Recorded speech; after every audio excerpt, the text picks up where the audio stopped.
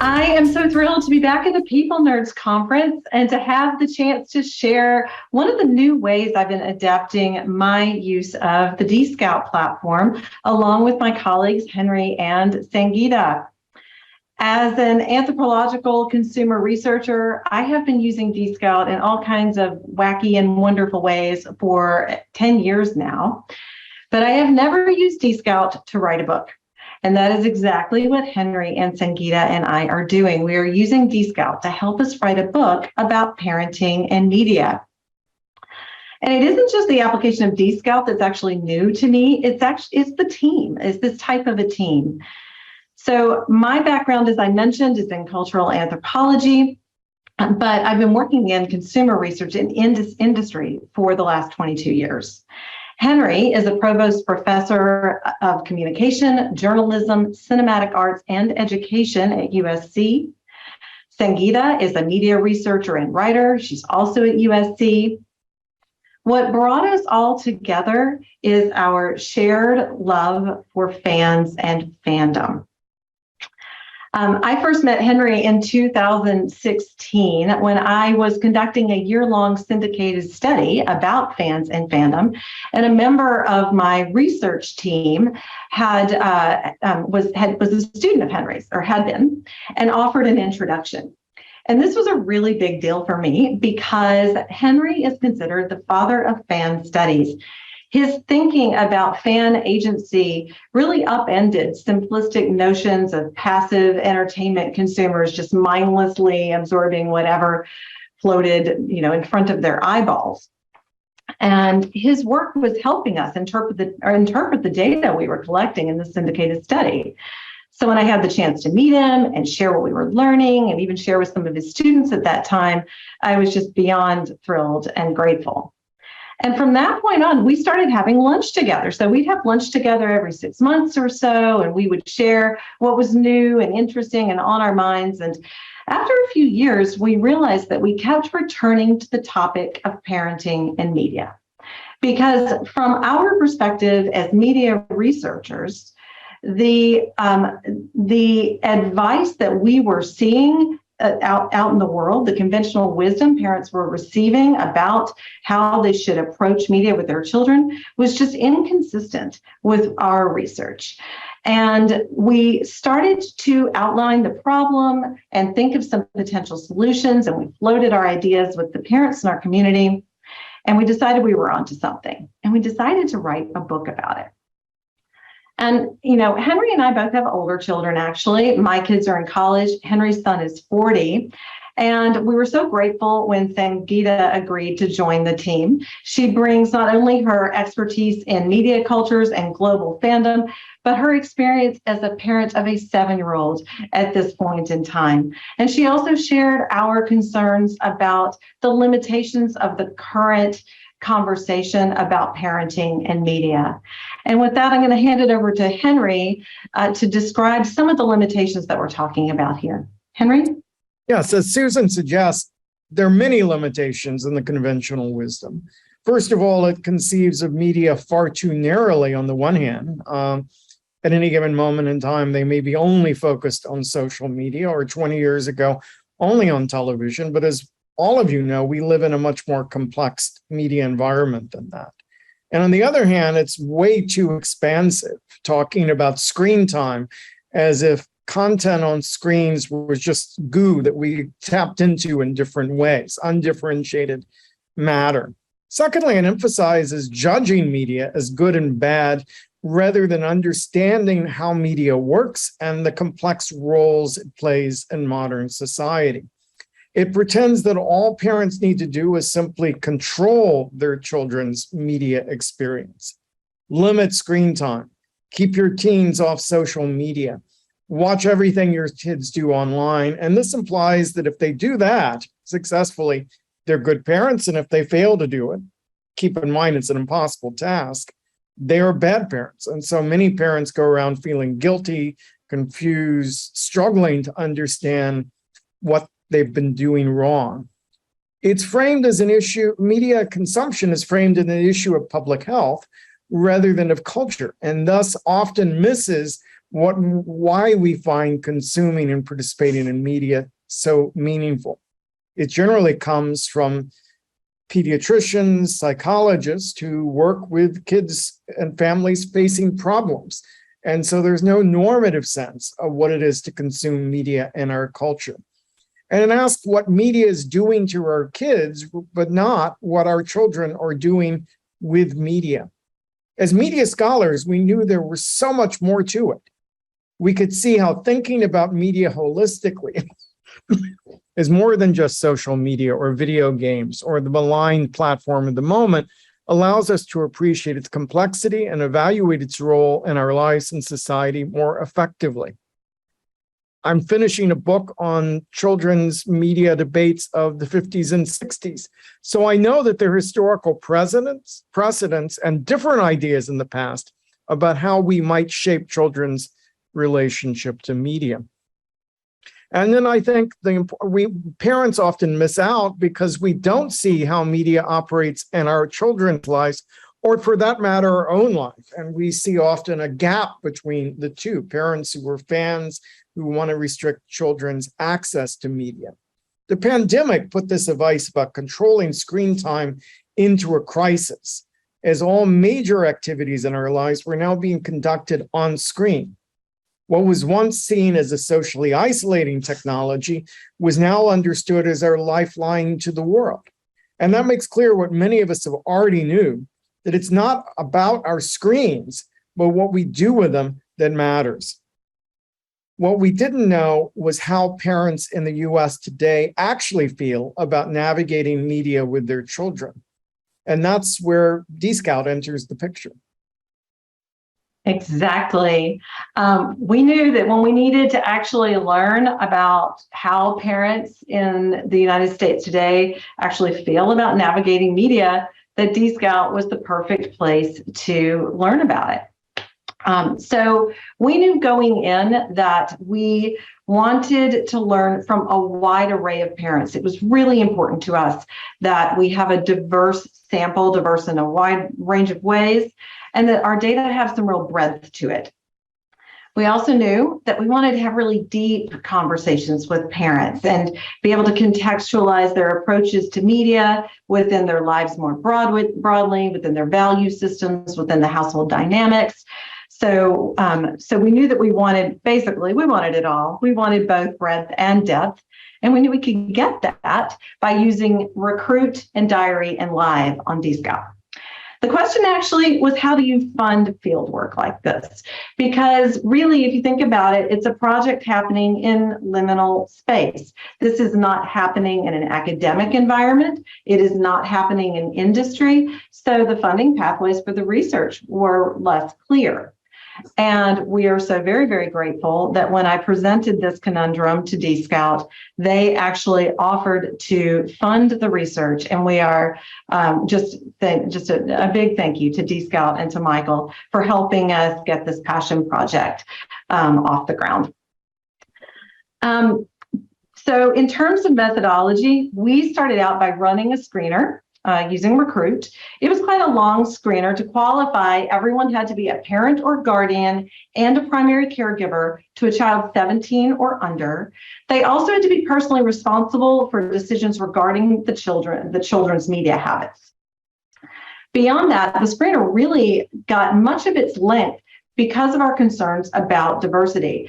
We wanted diversity in terms of race and ethnicity, of course, but it wasn't just that. In addition to race and ethnicity, we also asked about cultural background and heritage in an open end to make sure that we dimensionalize that identity of people and place even further.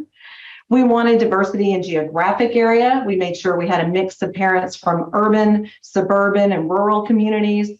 We wanted a mix of perceived socioeconomic status. We used the MacArthur perceived socioeconomic status scale there. We wanted diversity in terms of parents' education and political perspective and the importance of religion in their lives and their sexuality and their relationships and the relationship status. We also knew we needed range when it came to the ages and genders of children in the household and the degree of concern they felt regarding media in their parenting. the degree of frustration that they were experiencing when it came to handling media with their kids. So there were a lot of screener questions just to make sure we had an incredibly robust and diverse sample.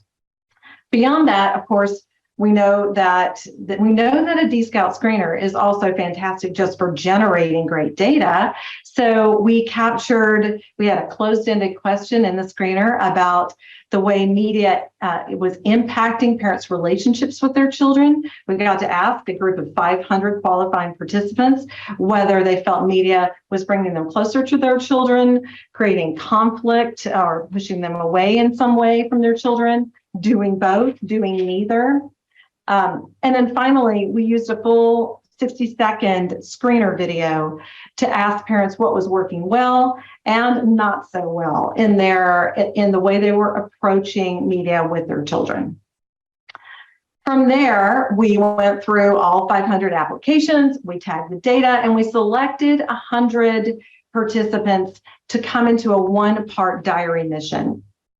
We made sure that this was a very diverse group. And in the mission, we dug into their own childhood media experiences. What's so nice about a diary mission, especially in between a screener and before a live mission, is that it's a mid-sized group. So we had a full 100 people, and we could learn about how media operated in their own lives in childhood. What were their families' approach to media when they were growing up? What were their most memorable media experiences as children? We got to learn from this mid-sized group about their general parenting philosophy, regardless of media, right? Just their overall approach. We got to understand how they think about media, because we were concerned that when parents hear the phrase media and parenting, we didn't really know what would come into their minds when we asked that question. So we asked them to explain to us what forms of media come up for you when you hear that phrase, and which of those forms are you most concerned about and least concerned about. We asked that mid-sized group about the ways COVID had or had not impacted the way they're approaching media with their children. And by the way, the vast majority said it had impacted them tremendously. We asked how concerned they are about the recent increase in mental health conditions among children and teens. And then finally, and crucially, we asked them what could help them more. What would most help them in regard to approaching media with their children? Out of that group of 100, we selected 21 participants for live interviews. And the interviews lasted anywhere from an hour to 2 hours, because people are awesome and generous with their time on topics that they enjoy. And we collected detailed stories about our participants' own childhoods, the parenting philosophy and the household they grew up in. We talked a lot about how their overall parenting philosophy relates to their media approach with their children. And it was so interesting to see how sometimes those two aligned with one another and how sometimes they did not. And we were able to really contextualize their overall approach to parenting and media holistically within their lives, their values, their household dynamics. And now we have a short video to share with you so that you can hear some of this yourself.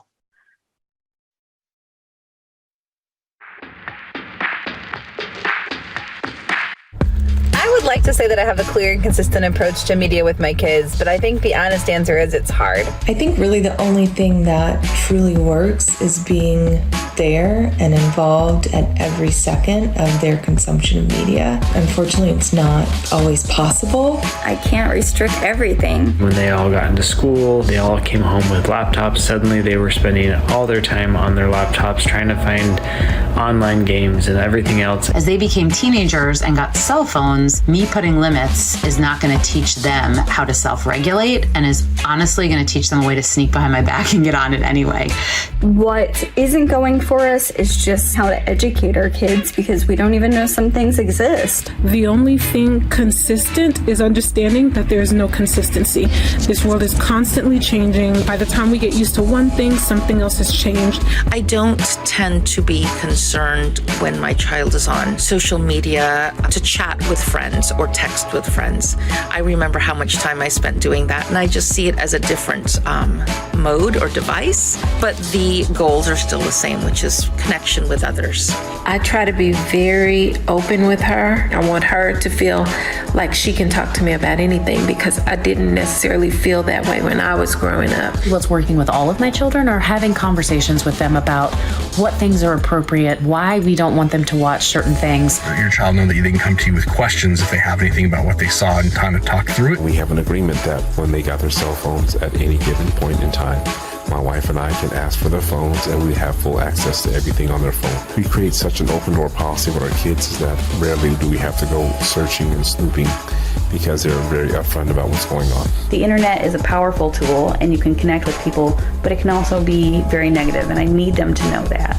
And I just wish it were easier for me as a parent to know what is okay, what is not, and just give me some tips and ideas of how to better parent around this whole media with my children.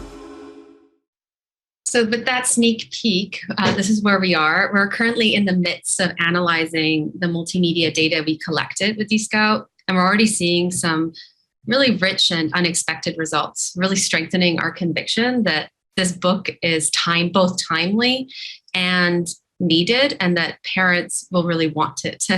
They'll want to understand what we have to offer. As you likely noticed in the short video pulled from our research, parents are experiencing a deep ambivalence when it comes to the way that media shows up for them and their children. They recognize that media is here to stay and has a lot to offer them, and it can connect their family, it can help them understand issues. At the same time, they worry about what can happen when their children use media. And they quickly start to feel that things are out of control, particularly given the messaging they're receiving from information at large. In fact, parents really do worry about this. 66% of our 505 screener respondents express high levels of concern about the role of media in their children's lives.